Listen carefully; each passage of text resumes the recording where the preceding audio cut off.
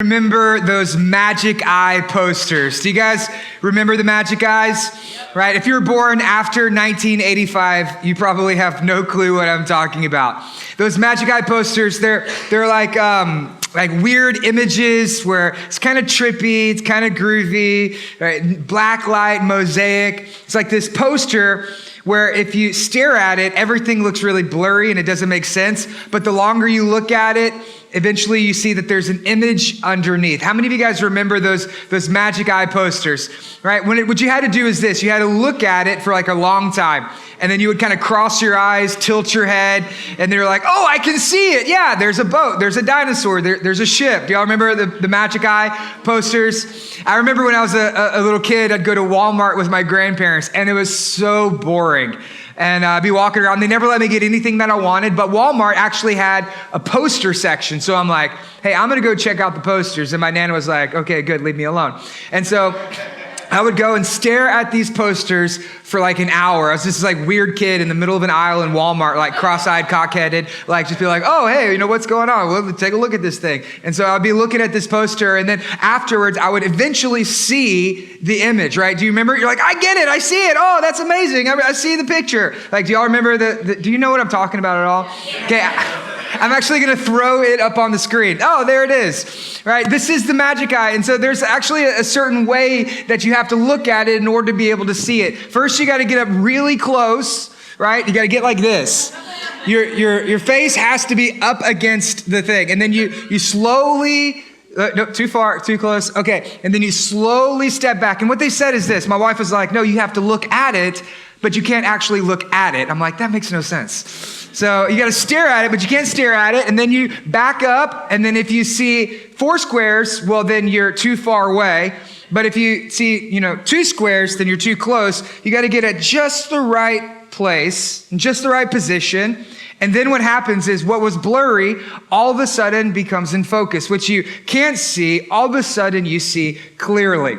And you wanted to be the first person to ever see it, right? You're like, oh, I see it. How can you not see it? It's so obvious. Look, there's a dinosaur right there. How do you not see it? Do y'all remember the magic eye posters? Okay, today is going to be a little bit like that, because that's kind of what like faith in Jesus is like. That when you first come to Jesus, it doesn't really make sense. When you first come to Jesus, everything's a little fuzzy and blurry, that you don't necessarily see it, not yet. It's not yet clear, but you know that there's something underneath. You know that there's more to him than what you're actually seeing, but it just doesn't quite make sense, because faith in Jesus is kind of like a magic eye where it's blurry, but today, Jesus wants to help you see clearly. And so if you have your Bibles, turn with me to Mark chapter 8, starting in verse 22. And the sermon title today is called Jesus Heals a Blind Man. And we're going to see Jesus help a person be able to see him clearly. We got 5 verses. I got 5 points, and I want to help you be able to see Jesus clearly. We're going to read it all, and then I want to give you 5 ways and 5 things that you need if you want to be able to see Jesus. Picking up in verse 22. And they came to Bethsaida, that's Jesus and his disciples, and some people brought to him a blind man and begged him to touch him. And he took the blind man by the hand and led him out of the village. And when he had spit on his eyes, yep, read that right, spit on his eyes and laid his hands on him, he asked him, do you see anything? And he looked up and said, I see people, but they look like trees walking. And Jesus said, then he laid his hands on his eyes again, and he opened his eyes, and his sight was restored, and he saw everything clearly. And he sent him to his home, saying, do not even enter into the village. Now, on the surface, this would seem like a pretty straightforward miracle. No big deal here, nothing big to see. I mean, it's a straightforward miracle. Jesus rolls into Bethsaida. It's a small fishing village. All of a sudden, there's a blind man and says, hey, I can't see. Jesus says, all right, come with me. Then he lays hands on him. Can you see anything? No. Can you see anything now? Oh, yeah, I can see. Shazam, he's healed. Right? On the surface, this would seem like a pretty commonplace miracle. There's really not a big deal going on here. And the tendency, because we can become so familiar with the scriptures that we just kind of move past things really fast, is that we wouldn't actually give this story the importance that it deserves. Because next week is a famous story. Next week is going to be a great sermon. It's a great story. Next week is actually the hinge that all of Mark hangs on. It's when Peter makes the first public confession that Jesus is the Christ. Next week is going to be amazing. He says, you're the Christ, you're the King of Kings, you're the Lord of Lords. It's going to be amazing. Like, next week is going to be great. And when we read the Bible, we typically want to jump forward, but just like the magic eye, if we want to see Jesus clearly, we need to slow down. We need to look closely, look carefully. We need to focus so we can see him clearly. Jesus actually does something that's really incredible here. Okay, what you need to understand is that when it comes to this story, it's not just about a physical healing, nearly as much as it is about a spiritual healing. That this sermon is not so much about a physical blindness, nearly as much as it is about a spiritual blindness. That just like the disciples, you and me, oftentimes in our lives, we do not see Jesus clearly. We do not see him for who he is or what he does, that we do not see him moving or working in our lives. We come to him, but we don't know him. We're close to him, but we still do not see him. This is not a story about a physical healing nearly as much as it is a spiritual healing. One thing you got to understand about the Gospel of Mark is that they didn't have the Bible back then the way that we have the Bible today. Whenever we're reading this, we say, oh, that's 8:21, 8:22, all the way through 8:26. Okay, great. We're going to be in Mark chapter 8, verse 22 through 26. They didn't have verses or chapters in their Bible. Okay, those are added centuries later just to be able to help us learn how to read it. The way that the early church would have done it is if you were in that first church in Rome, the pastor would call everyone together and then he would open up the book and then he would read it from the very beginning to the very end, all in one sitting. And so if you were in that early church in Rome, you would be listening to this scripture and you would automatically connect it to last week's teachings. That you would know, oh, wait, hold on. This is telling a bigger story. And you would recognize that this wasn't just about a physical blindness, it was really about a spiritual blindness. Because if you think back to last week's sermon, you have the crowd that Jesus performs the miracle for. He feeds the multitudes, not 5,000, but 4,000 people. He does it again for the second time. And the crowd, they still don't know who Jesus is. Do you know why? Because they're blind. And then the Pharisees, they come up and they want to argue and debate and they want to fight and they want to criticize and ridicule Jesus and they demand a sign. You know why they demand a sign? It's because they're blind. And then you have the disciples, they're sitting in the boat and they're arguing about the bread. They're like, Thaddeus, you forgot the bread. It's the miracle bread. You forgot the bread. Oh no, we're doomed. We have no bread. And you know why they were so busy focusing on the bread? It's because they didn't realize who Jesus was. See, the disciples, they too were still blind. They don't see Jesus. And so if you were in that early church, you would recognize this is a story about a spiritual blindness. In fact, here's what Jesus says in Mark 8:17. Last week's sermon, here's what we read. Do you not yet perceive? Do you not yet understand? Are your hearts hardened?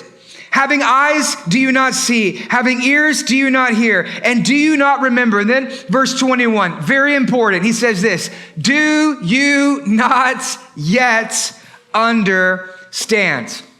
See, in one sense, yes, this is a miracle about a physical healing.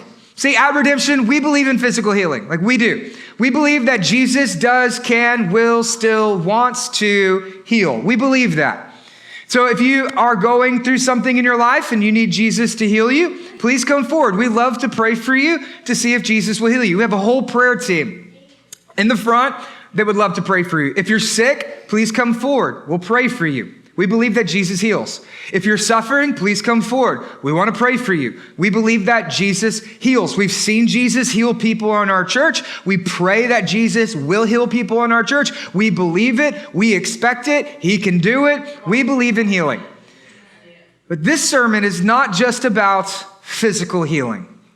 This sermon is actually about a spiritual healing, that many of us, we have hearts that are hard towards him. And he wants to open up our hearts.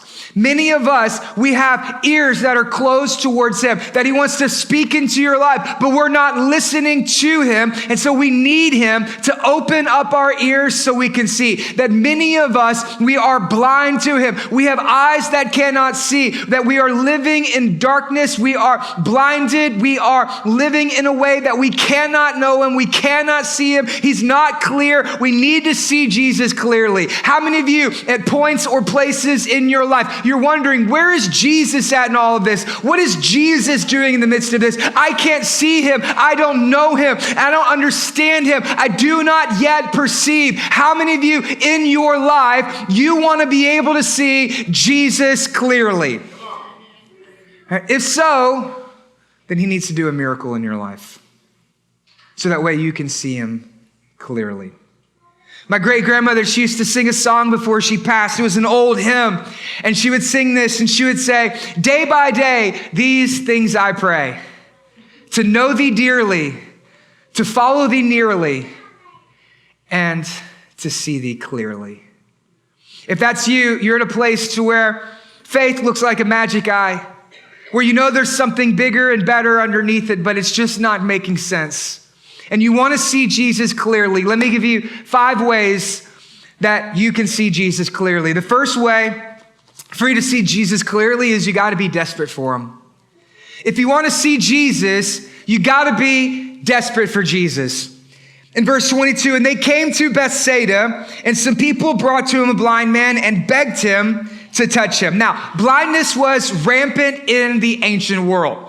It was a very big problem. Like, a lot of people were suffering from this condition of blindness. But if you think about it, it could be pretty expected. I mean, they didn't have optometrists, they didn't have bifocals, they didn't have LASIK surgery, they didn't have any of the things that we have when it comes to treating our vision, right? My wife, if this was 2,000 years ago, she'd be blind. Okay, she's technically legally blind already, but 2,000 years ago, I mean, this could be her. How many of you guys you're like, I'm blind. Like, without your glasses, you'd be blind. Okay, yeah. All right, so imagine this. Like, you could be in this position that this man is. The other day, we were playing on the couch, and our little 2-year-old daughter, Esther, she'll like to take Ashley's glasses off, and she'll, put it on her, and her eyes get really big, and she's like, Mommy, I can't see anything, okay? Because Ashley's blind, right? This man, he was kind of in this condition. And we can know that this man, he wasn't born blind. Something happened to him. Maybe it was a cataract, maybe it was astigmatism, maybe he had glaucoma, maybe he got sick, maybe he got hit. We don't really know what it was that led him to be blind, but we do know the condition that he is in. He is totally blind.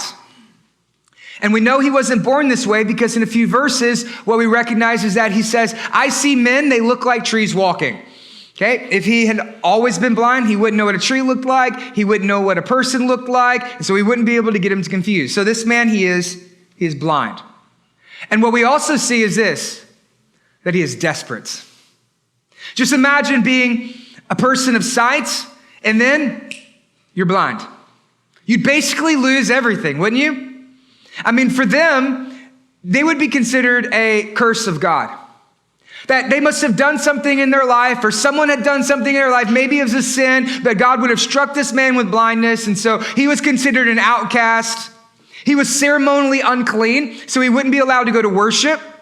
He was unwelcomed into their society. He couldn't go to the temple. He couldn't go to the synagogue. He couldn't pray. He couldn't read his Bible. He couldn't be in fellowship with God's people. He was basically considered an outcast, left to do nothing but beg.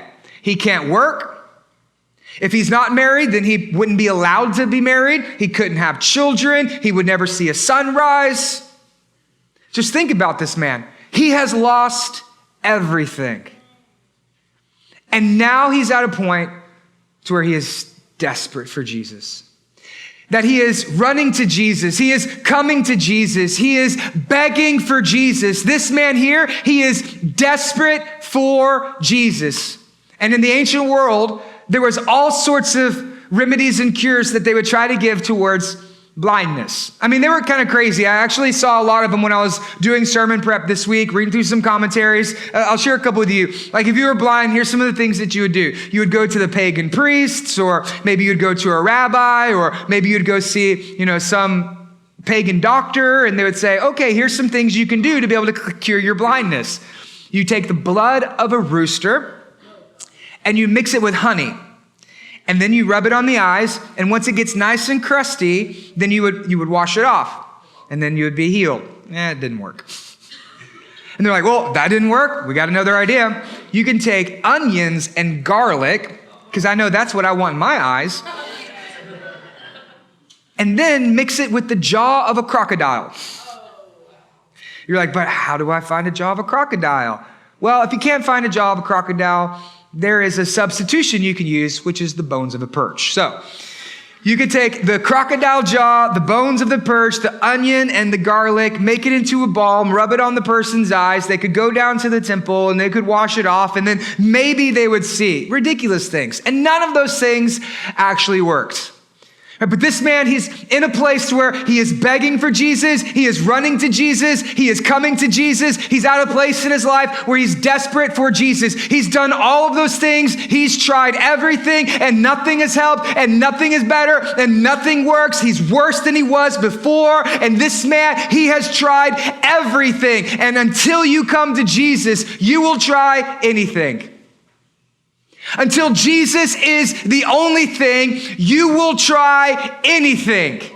And some of you know exactly what I'm talking about.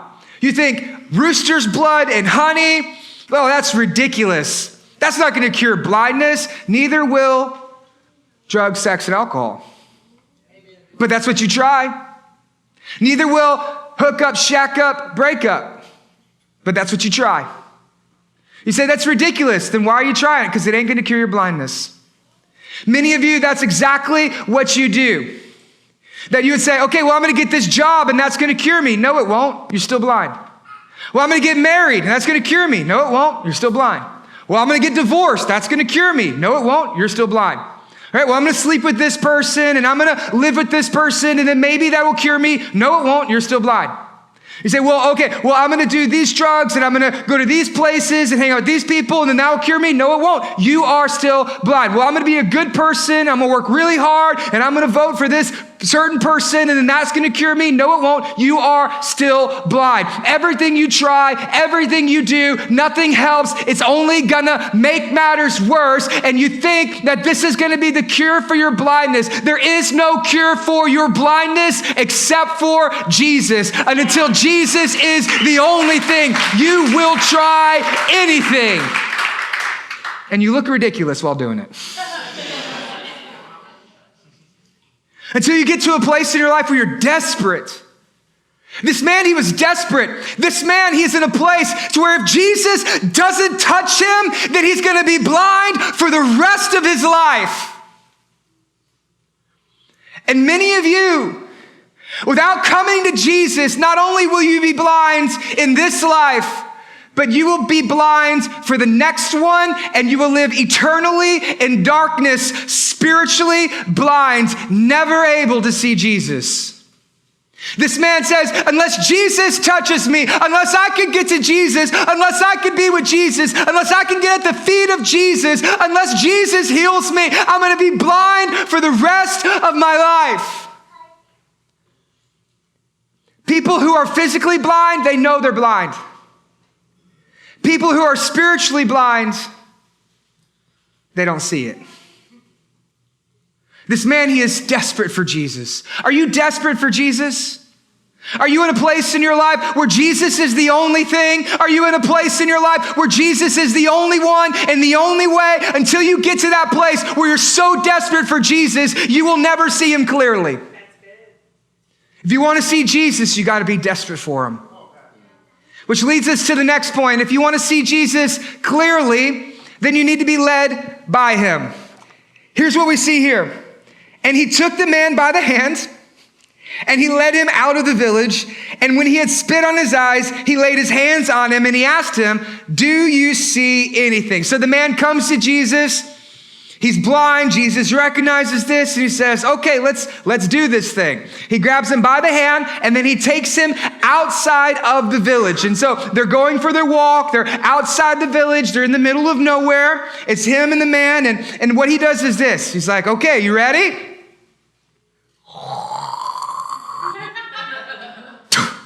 He spit in the guy's eyes. He just spit in this dude's face. Anybody think that's weird? Anybody think that's weird? You're like, okay. And just imagine this. Imagine this situation, right?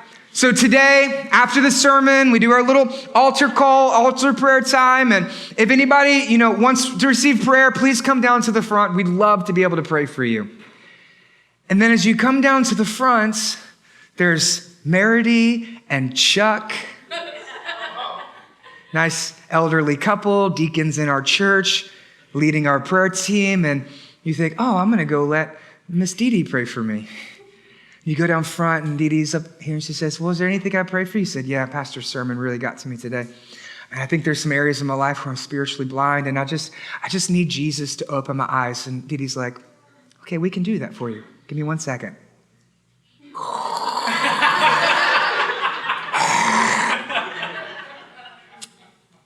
Got to get a good one. Hold on.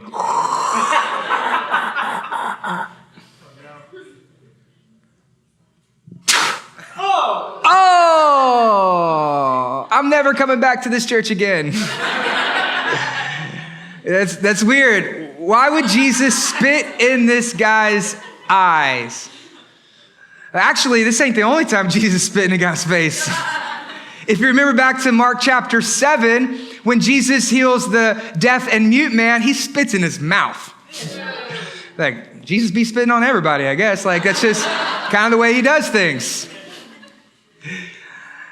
So you think that's interesting. Why would Jesus do this? Well, in fact, he's actually just trying to communicate with the man. See, back in those days, they considered saliva to have medicinal properties. Now, Jesus isn't using saliva in the way that the pagans would use, but what he's actually doing is he is trying to communicate with this man in a way that he understands. What he's trying to do here is this. He's trying to give him the expectation that's about to match his experience. What Jesus is trying to do is he's wanting to show this man that he needs to have the faith to match the miracle that he is about to receive. See, this man, he understands exactly what's happening. He knows that the touch of the hand, he knows the leading, he knows the spit in his eye, that he is building anticipation, expectation to match the experience. He's receiving the faith to match the miracle. If you want to see Jesus clearly, you need to have the faith to match the miracle. You think, well, how do I do that? The answer is easy. You need to be led by him. See, Jesus here, he takes the man by the hand. Not only are we going to see Jesus' power, but we're also going to see him work personally in the life of this man. That Jesus would take him by the hand and lead him. Now, if you're this man, what's going through your mind right now? Right? Jesus just took me by the hand. I mean, this is the healer. This is the miracle worker. And now he has me by the hand. Do you think his faith in that moment is beginning to build? He's going to do it. He's going to heal me. He's got me. He's going to do it. I'm going to follow him. I'm going to see where this goes. This is going to be incredible. I'm going to follow him because this man, he knows. This is the same guy who healed the woman with the issue of blood who for 12 years she was suffering. This is the same man who raised Jairus' daughter from the dead. This is the same man who cast out legions of demons from the dude in the graveyard. This is the same guy who calmed the storms with speaking to them. This is the same guy who fed not only 5,000, but 4,000 on 2 separate occasions with just some fish and just some loaves. This is the healer, and now he has me by the hand. Woo, do you think his faith is beginning to grow? Do you think that his faith and the experience is matching the expectation? Do you think that his faith is matching the miracle that he is about to receive? And then Jesus leads him outside of the village while holding his hand. And then once they get outside the village, it's just him and Jesus. And then Jesus spits on him. But this man wasn't offended. This man, he understood. He said, I'm about to get my healing. He's about to do it. I'm about to get my healing. His faith is growing. And now he has the faith to match the miracle that he's about to receive. But you know what? So often in our lives, we want our healing without the faith that's needed. So often in our lives, we want the healing, but we don't really want to do anything. We want the healing, but we don't really want to have the faith to match the miracle. So many times, here's what we say. Well, if Jesus could heal me, he'd just do it right here. Oh, well, I mean, if Jesus wants to heal, then, he doesn't really need anything from me. Just go ahead and do it. Don't discredit the faith it takes in your part. Just think about it. You're like, how many times you're like, well, Jesus, do I have to really follow him? I mean, if he really loved me, then he would just go ahead and heal me anyway. Yes, you have to follow him. You know why? Because it's in the following that you find your faith. The Apostle Paul, he writes, we walk not by sight, but we walk by faith. It's in following him you find your faith. If you want to see God move in your life, you have to be willing to take him by the hand and let him lead you. I mean, Jesus, you gotta have to really spit in my eyes. You didn't spit in anybody else's eyes. I mean, I didn't see Jared's daughter get spit on. Why do you gotta spit on me? Why do you gotta do it to me? Jesus, if you want to do it, be careful telling God how to change your life. If you want to have faith, you got to follow. If you want to see him clearly, you have to be willing to be led by him. If you think about it, isn't it kind of cruel that Jesus would tell this blind man to follow him? I mean, if you think about it, right? He's blind. Hey, you're blind. Can't see anything? Follow me. Let's go. It's a little cruel for Jesus to do this guy, because just think about it. Like, this guy, he's been sitting probably on the side of the corner, begging for change for years. He hasn't worked. He's in the village. There's not anybody really around him, nobody to lead him, help him, guide him, none of those things. He's probably been leaning on the same street corner, hanging onto the same pole, like just kind of being in one place, and he can't see. And then Jesus is like, oh, okay, well, follow me. We're going to take a 10-mile hike outside of the city. That seems a little cruel, doesn't it? But Jesus does take him by the hand. And then he leads him the entire way. He doesn't really tell him where he's going, but he does want him to know that he's going to follow him. That's exactly what following Jesus is like. That you don't really understand where you're going, but you do need to know whose hand you're holding. You do need to know that he's leading you, that he is guiding you. And yeah, you might be tripping, you might be stumbling, you might be falling the entire time, but he still has your hand. And he's still leading you. He's still guiding you. He's never let you go. That he is going to get you where he wants you to be. And if you just keep holding his hand, if you just keep having faith, if you just keep following after him, then eventually you will see him clearly. But you got to be willing to be led. This man, he only got his miracle because he was willing to be led. If you want to see Jesus clearly, you have to be willing to be led by him. Which leads us to the next point. If you want to see him clearly, you need to be honest with him. Verse 3. Verse 24. And he looked up and said to him, I see people, but they look like trees walking. Jesus gets with them and he says, okay, do you see anything? And he says, kind of. I see people, but they look like trees walking. Then Jesus laid his hands on his eyes again, and he opened his eyes, and his sight was restored, and he saw everything clearly. Jesus meets this man in his desperation, grabs him by the hand, leads him outside the village, spits in his eyes, and then this is where you think that the story would end. Do you see anything? Yes. Thank you, Jesus. I got my healing. Woohoo! This is amazing. But that's not how the story ends. Jesus asks the guy, he says, do you see anything? And now the man, he has a choice to make. This man could say, kind of. I can see good, but not really that good. He has a choice to make. He could say, I can see these partially, it's like it's still a little blurry, it's still a little fuzzy. I don't think it really took. I mean, could you do it again? Like, come on, let's figure this out. He could do that. Or he could do what so many of us do. Of course I can see. What do you think, I'm blind? Who does Jesus think he is asking me if I can see? Of course I can see. I can see perfectly fine. I got 20/20 vision. I can see everything perfectly clear. He has a choice to make. He can either be honest with Jesus and say, no, or he can be proud and say, oh yeah, of course I can see everything. And if he does that, he's going to go the rest of his life talking to trees and cutting down people.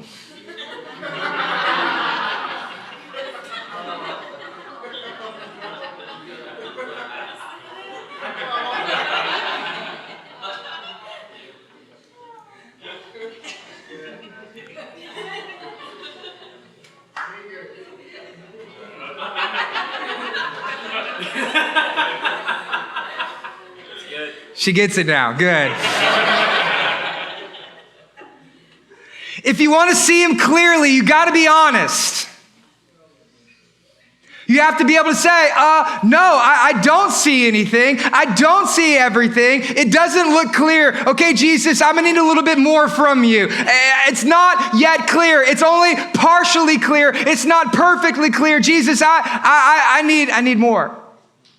If you want to see him clearly, you have to be honest with him. Now, you think, this is strange. Like, how come Jesus just couldn't heal him the first time? Does Jesus lose his power? I mean, maybe Jesus just isn't strong enough to heal people from blindness. I mean, maybe you just need a second. Maybe Jesus was tired. I mean, he's been healing people for 8 chapters. I mean, maybe he's tired. Maybe he's running out of gas. Maybe his Jesus juice just ain't working today. Maybe that's what it is. Maybe, like he just healed another person and he needs to take a nap and maybe he's got to, get something to eat first. Maybe he just can't do it. I mean, maybe that's what it is. I don't believe that's what it is. Some people will take this text and they'll say, okay, well, this is proof that, sometimes Jesus just doesn't heal you. I don't think that that's what this text is teaching.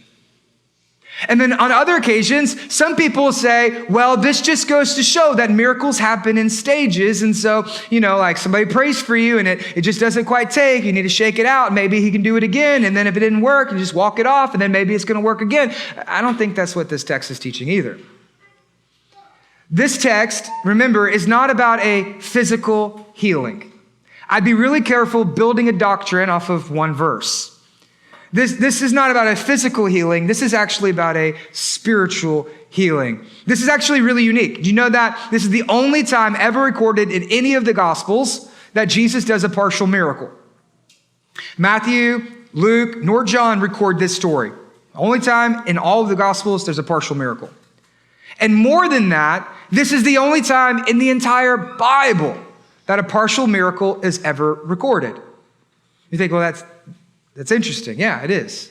So be very careful trying to build a doctrine off of one verse.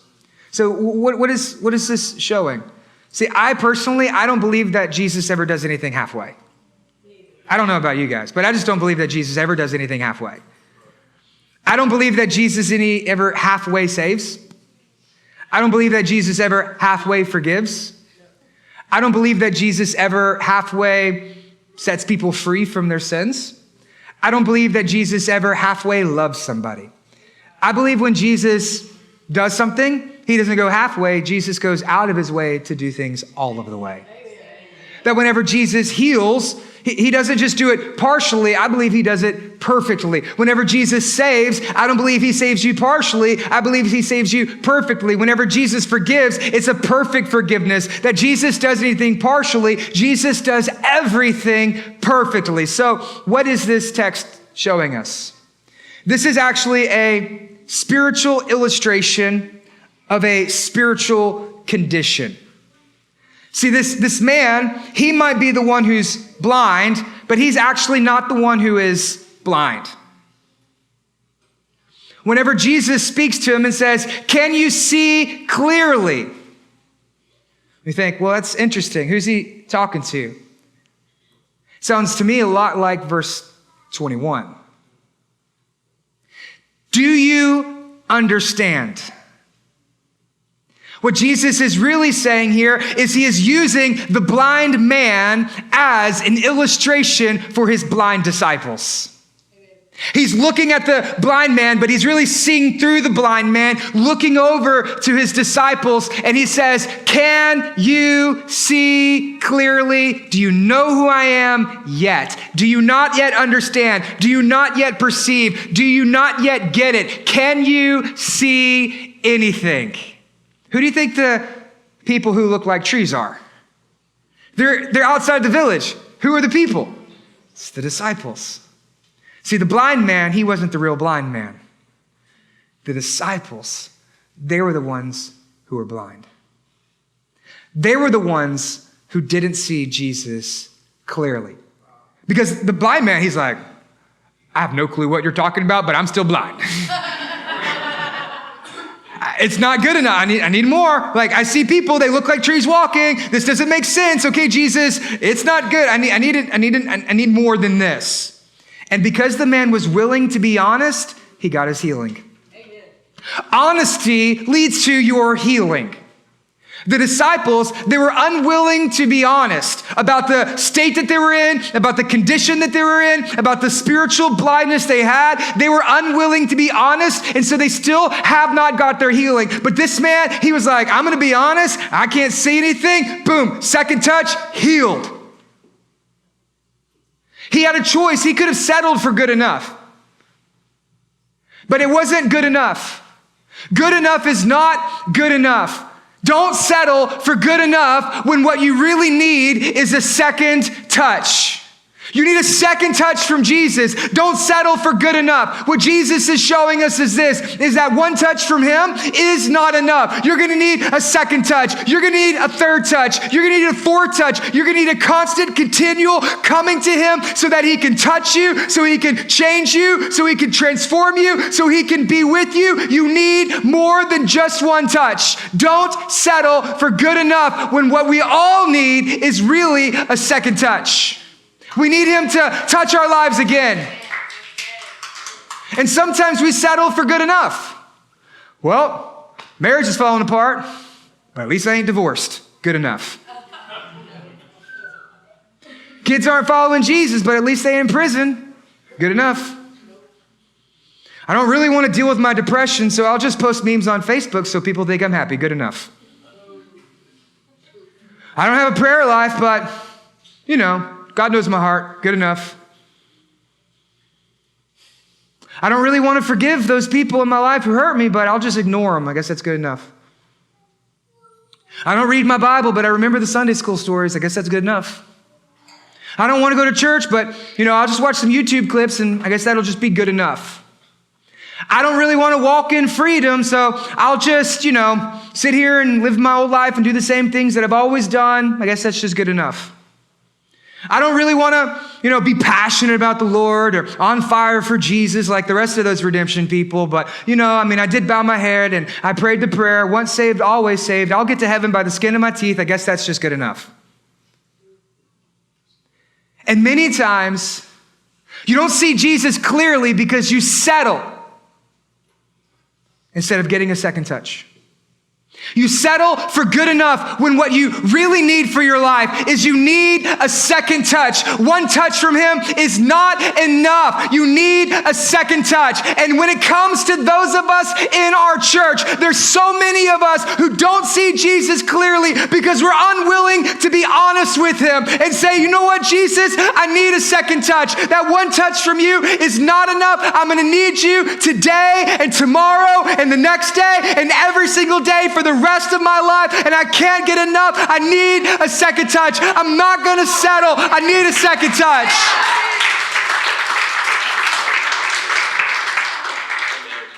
We have so many people in churches who are blind because they're too proud to be able to say they need a second touch. You need a second touch. One touch is not enough. You got to keep coming to him again and again and over, day after day, saying, Jesus, I'm not good today. I need a second touch. You got to be honest with him and say, I'm not in a good spot. I'm not in a good place. I don't see you clearly. I don't see you working. I don't see you moving in my life. I don't see you. I don't see your love. I don't see your power. I don't see your grace. I don't see your mercy in my life. I'm not seeing people meet Jesus. I'm not seeing things happen. You're blind. You need a second touch. So many people walking around claiming they can see, when all they see is people like trees walking. Is God working in your life? If not, you're blind. Is God moving in your life? If not, you're blind. Do you see God working, or do you see men like trees walking? You need a touch from Jesus. Some of you, it's been a long time since you've let Jesus speak into your life. Some of you, it's been a long time since you let Jesus touch your life. You're living on touches from 10 years ago. It's not enough. If you're here today, don't walk out these doors without getting a second touch from him. Say, Jesus, I need you. You have to do something. I can't see. I can't see clearly. I don't know you. I don't see you moving. I don't see you working. I don't see anything. You need to touch my life, because right now everything's blurry and nothing makes sense. God, I need you. And if you don't touch my life, then I'm going to spend the rest of my life blind. You need a touch from Jesus. And you got to be honest about that. Say, I just need a touch from him. The man, he got his healing. You know why? Because he was willing to be honest. The disciples are still blind because they don't have a clue. Which leads us to the fourth point. If you want to see Jesus clearly, you got to be obedient to Jesus. Here's what we see next, verse 26. And then he sent him to his home, saying, do not even enter into the village. First, Jesus takes him out of the village. And then he heals them and then says, don't go back to the village. So why would Jesus do that? Because Jesus doesn't change your life so you can go back and live your old one. Amen. If you think about it, there's nothing that the village has to offer this man. Because back in the village, he was a beggar. Back in the village, he was the blind man. Back in the village, everybody looked down on him, spit on him. He was ceremonially unclean. He was unwelcome, unworthy. Couldn't go to temple, couldn't go to synagogue, couldn't pray, couldn't read his Bible, couldn't be married. There was nothing that this man could do back in the village. There was nothing there for him. And then he meets Jesus, and everything in his life changes. Right? He's not blind anymore, which means he's welcomed back into society, which means he can get married, have kids. He can see his children smile. He can watch a sunrise. He could paint a picture. I mean, this man, he could go to work. He could make some money. He could provide for his family. He was now welcomed back into the church. He could go read his Bible. He could worship. He could pray. He could go to the synagogue. He could become a deacon, elder. He could do anything. Like, this man's entire life has just been given back to him. He has a whole world in front of him. His future is wide open. This man, his life is changed forever. Why would he go back to the village? In the village, he was a blind man. He ain't blind. In the village, he was a beggar. There's no need for him to beg anymore. Jesus says, don't go back, just be obedient. Don't go back. How tragic would it have been for this blind man to go right back to being a beggar? How tragic would it have been for this man to meet Jesus, and then the next time he rolls through town, he's sitting on the street corner again, bumming for change. How tragic would that be?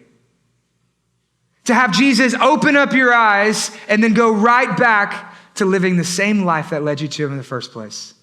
How tragic would that be for the blind man to meet Jesus and go right back to being a beggar? I see it happen every single month in our church when people go back to their old lives. People come into church and they say, oh, church is amazing. Life changed through Jesus. I met Jesus. This is great. And then they start serving, hanging out, and then they get baptized. And then 3 months later, you don't even see them anymore because they go right back to their old life. Former blind men who have become beggars again. The village has nothing to offer you. Your old life has nothing to offer you. Those things, they have nothing to offer you. They're only going to hold you back. They're only going to hinder you. They're only going to take you further away from him. Why would you go back when he has so much more for you? Why would you go back to the village when he has so much destined for you? Why would you go back instead of just being obedient? Just follow him. Just trust in him. Just give your life to him. Just day by day, keep walking with him. Don't go back. Just be obedient. It breaks my heart all the time to see people in our church just go back. There's one person in particular, I pray about her all the time.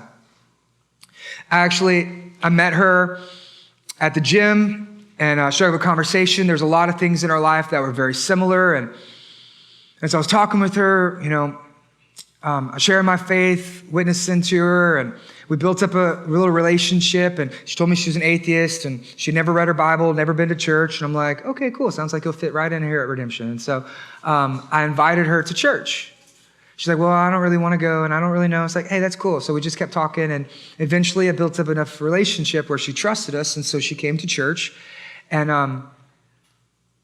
I told my wife, hey, she's coming. So we went and got her a nice ESV study Bible, and she came and she sat with us, and I gave her a Bible, and she'd never read her Bible before, and she was smiling. Everybody was so nice. And through the worship and the sermon, everything was incredible. And I said, hey, what'd you think? She said, I'm going to come back next week. And then she came back the next week and the next week, and then she, got on a serve team. She got in a community group, and man, this girl, her entire life just began to change. Her countenance changed. Everything in her life just begins flourishing and thriving, and God's blessing her in these incredible ways. And then, she misses a Sunday, no big deal. And she misses the next Sunday, it's okay. Then she doesn't go to community group, and then she dips out on her serve team, and then she misses another week, and then she starts hanging out with her old friends, and starts kind of going back to some of those old habits and old things that she was doing, and her friends are like, you've changed. You're just not the same person you were before. What's going on in your life? I don't know if I really like that or not.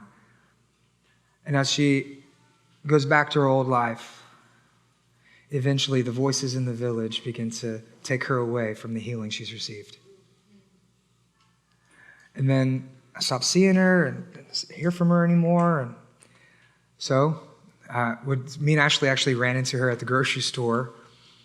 And she ran down a different aisle to hide from us. And my heart just broke because I love this girl dearly. And I just began to think, how in the world can a person meet Jesus and go back? How in the world can a person experience what God has for them and then choose to become a beggar again? It's amazing to me.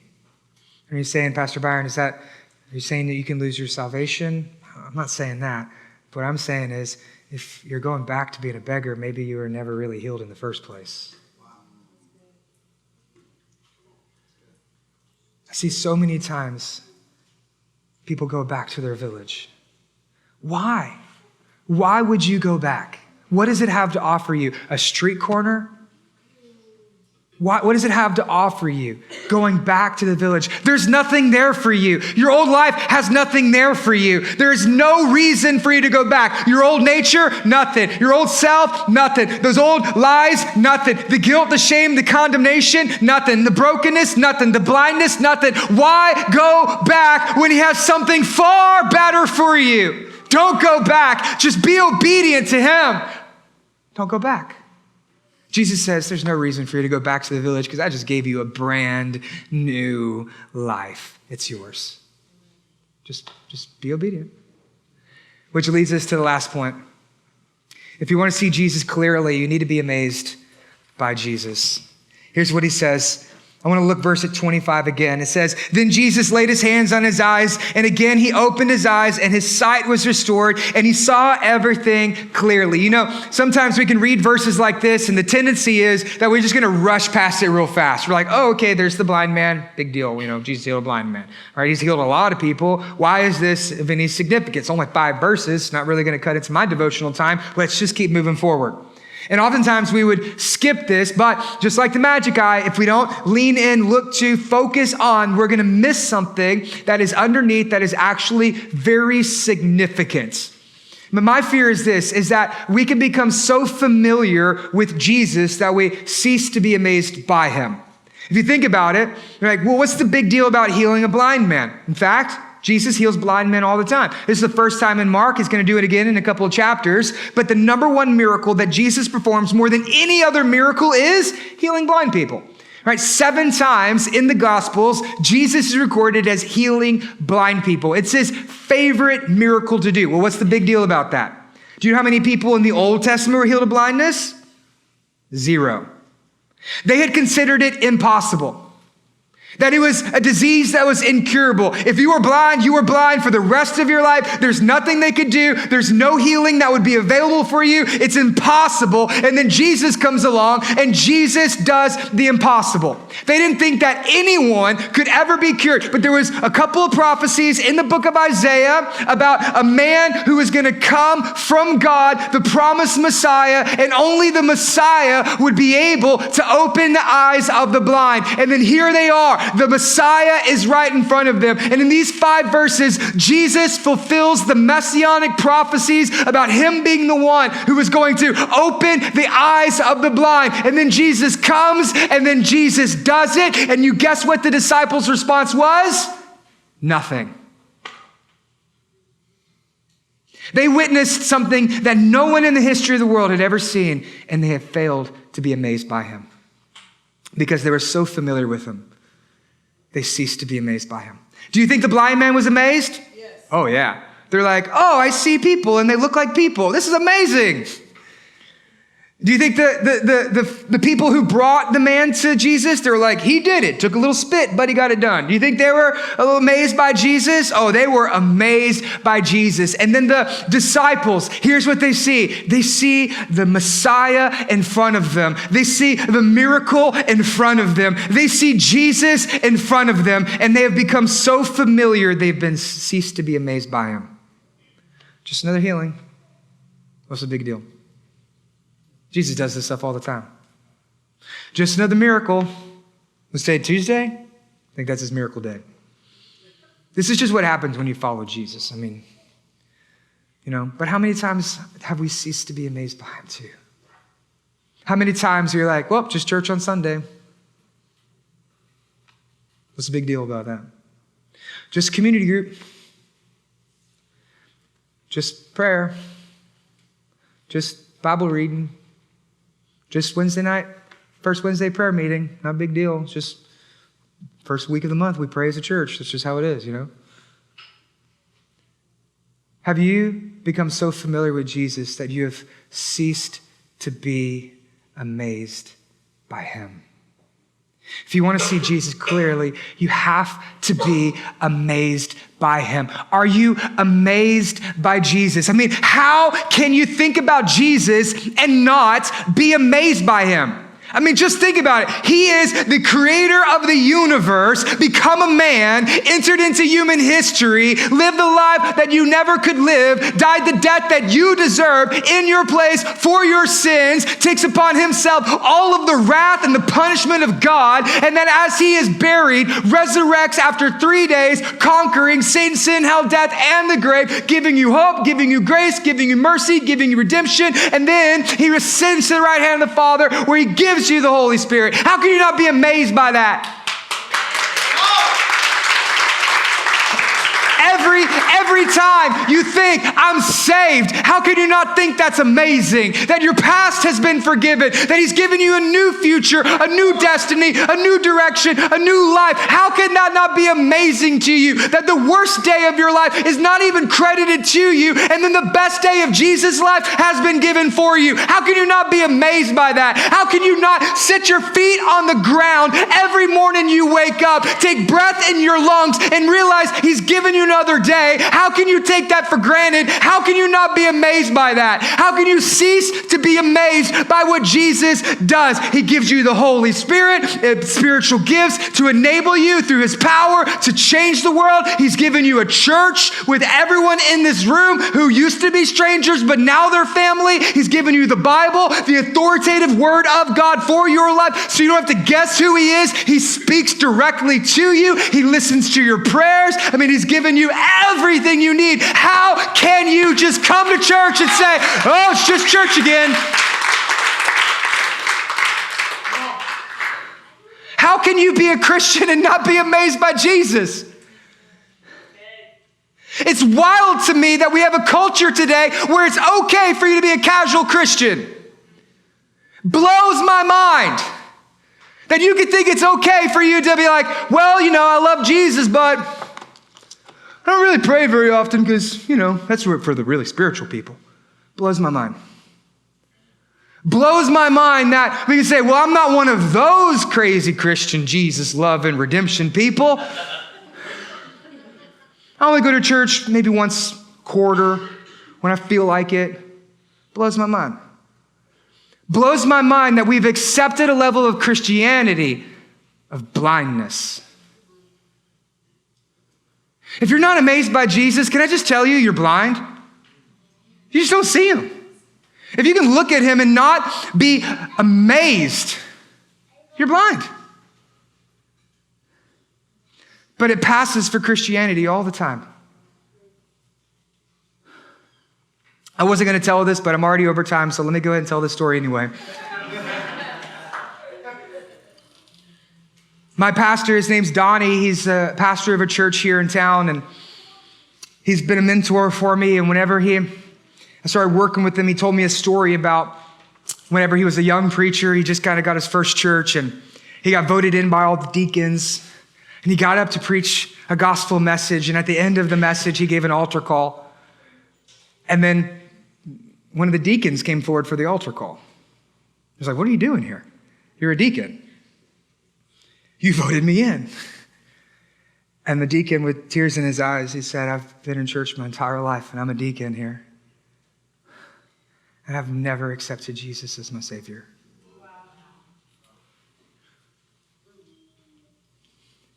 See, blind people know they're blind. Spiritually blind people, they don't have a clue. That you can be in church your whole life and still not see Jesus. That you can watch Jesus your whole life and you can still not see him. Like the magic eye, many of you are looking at it, saying you see the picture, but you don't. You don't see him. Because if you did, you would be amazed by him. When you think about your life, are you desperate for Jesus? If you're not, you're blind. When you think about your life, are you being led by Jesus? If not, you're still blind. Are you honest with Jesus? No, really, seriously, drop the religion. Are you honest with Jesus? If not, you're blind. Are you obedient to Jesus? Do you do what he says? Are you living your life for his glory, for the good of others, pursuing after him with every fiber in your being? Are you pursuing after Jesus? Are you being obedient after him? If not, then you're blind. Are you amazed by Jesus in your life? If not, you're blind. You're still blind. But the good news is this. The one miracle Jesus does more than any other miracle is he heals blind men. If you're here today and you're blind, don't walk out these doors seeing people who look like trees walking. Amen. Don't leave here without a touch from Jesus. And he's not going to change your life halfway.